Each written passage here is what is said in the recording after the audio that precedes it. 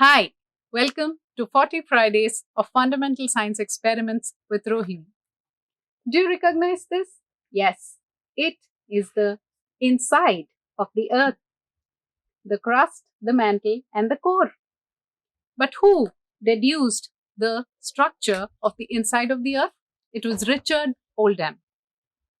When he was working in GSI in 1897, a huge earthquake hit Shillong, and he started collecting data from the seismometers after this earthquake, and he noticed that there are three waves that emanate from earthquakes: the seismic waves or the surface waves, which cause the buildings to topple, the earth to crack up, and things like that, and then the P waves or the primary waves, which can pass through solid, liquid, and gas, and the secondary waves or the S waves, which can pass only through solids.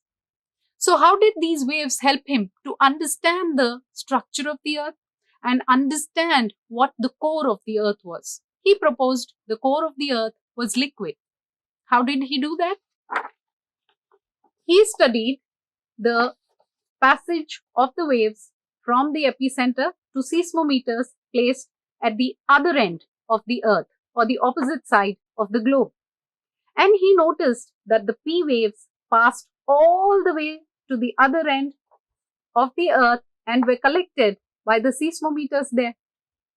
But the S waves, which can pass only through solid, disappeared suddenly and could not be caught by the seismometers placed at the opposite side of the Earth.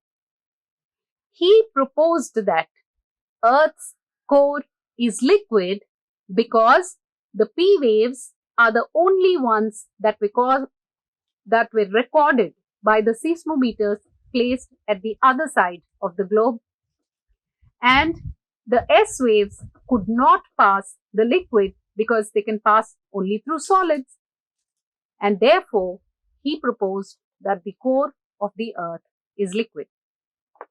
Thank you.